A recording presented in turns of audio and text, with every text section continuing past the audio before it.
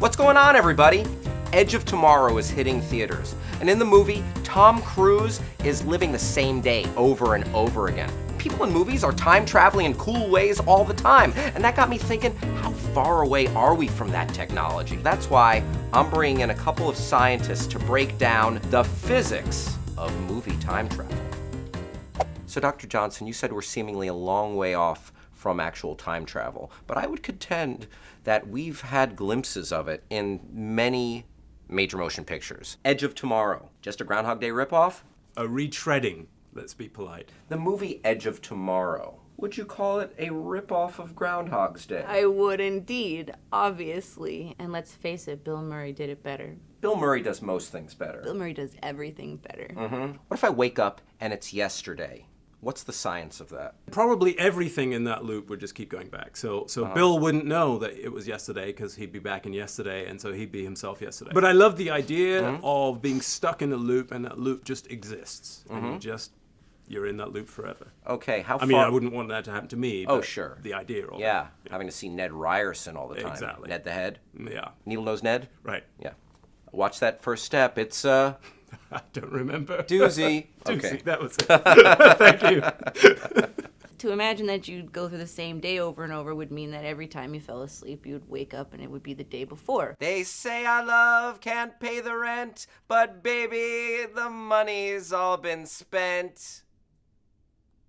Is it realistic for one to go back in time by going 88 miles per hour in a DeLorean flowing through a flux capacitor? I don't know until you tell me more about how that thing works. I just explained how it worked. They still haven't told me enough. First, you have to make me a flux capacitor, and then let's try it out. But I would say, so far, that's probably not likely. What you have to do to travel in time is you have to warp, you have to bend space and time itself. If that's all the energy you had, it's probably not enough. You need things on the scale of entire stars and solar systems. Like a bolt of lightning. Bolt of lightning is Hitting a clock not tower. going to do it.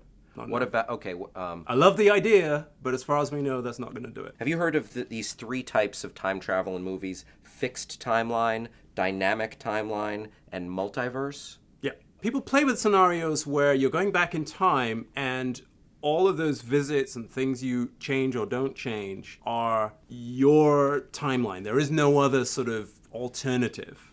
People have other scenarios where they go back, you change something, and you'd go, well, logically, that doesn't make sense because, you know, you came from the future to change a thing, so you stop yourself from ever going back to change the thing, and so it seems inconsistent. So what they do is they say, well, what happens? You go back, you change it, and then it creates a different timeline. So there's no logical inconsistency anymore. The sum of all of those universes is called the multiverse in those scenarios. The trend now seems to be to reset and go fix your writing mistakes by having, in a franchise, a time travel one where you can go back and reset everything. That's exactly what X-Men did. Exactly. Right, but that's what J.J. Abrams did. And one of the things is you can imagine this being a trend. Yeah, I was thinking Peter Jackson might want to go back and redo those Hobbit movies. Or just make them into one movie. Yeah. Trim the fat, Jackson.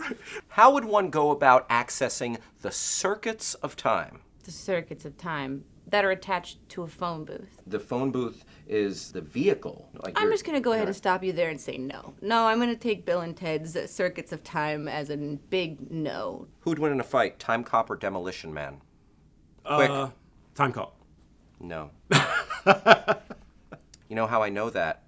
Sylvester Stallone fought Jean-Claude Van Damme in The Expendables 2. And Sylvester Stallone won. I'm sorry, doctor. Would you call cryogenics the lazy man's time travel? So far, we haven't been able to freeze a human body for anything longer than a couple of days. And so you'd be pretty much mush-brained by the time you woke up, no matter what you did. Sylvester Stallone was perfectly fine. Are you sure he was? Have you ever seen the movie Quantum Leap? Trick Remind question, me, Doctor. It's a television It's a show, TV not show, a that's movie. right. Yes, okay. And I failed again. I remember the TV show. Quantum leaping, is it happening? Does man have the technology, the power to quantum leap? We do not have that technology, but really recently, we managed to make an atom disappear and reappear about 10 feet later. Atom who? What was Atom's last name? Atom, you know, those little tiny particles we're all made up of. Oh, an atom. That's the one. Did you see X-Men, Days of Future Past? I did. If I have a friend with mutant phasing powers, Right. can they send my mind back to my former self? I'm very confused about that because I thought Kitty Pryde just walked through walls. But A lot of anyway. people were confused about that, Doctor. Details. Here's what I like You're about not the only one. Here's what I like about that, Yes. though. If all of the movies are really from the point of view of Wolverine, then there's nothing wrong with Wolverine time traveling in his mind, as he kind of does in the movie. And then the time travel is perfectly feasible because all we're doing is changing his point of view. So maybe it's not physics at all. Maybe it was all psychology. You know, I shouldn't be, but I'm somewhat surprised that you're such a nerd. I'm a scientist. It goes with the territory. Indeed. What if, like in Planet of the Apes, I travel in a spaceship at close to the speed of light, resulting in time dilation where I age normally while time passes more rapidly on Earth? That is something we know actually is scientifically correct. That's exactly what we're talking about. That is an actual possible thing that could happen. There's this scenario where you can actually go off at a significant clip, you come back, time for you will have passed more slowly from the people on Earth. 20, 30 years for you would be maybe 200 years for me here on Earth. Your learned scientific opinion, a rough percentage on how likely it is that we'll be ruled by apes one day. Some would say that it already is if we rule the Earth, right? Because we're all a bunch of apes. Ah. A Darwinian. I don't have enough data to say, so I can't Looks give you like I'm going to good need estimate. to bring in a quantum zoologist. Yeah, that would probably be better. Well, I think we've solidly proven that I know nothing about science. Are you interested in time travel? How would you travel? And where would you go? Leave us an answer in the comments section below. Best answer? You're gonna get a Screen Junkies t-shirt. I wanna thank you for spending time with us. I'm Hal Rudnick. Hit me up on Twitter. Bye-bye. Charles Dance, aka Tywin Lannister. He was in Last Action Hero. He played the bad guy, you know, with the freaky glass eye. No sequel for you.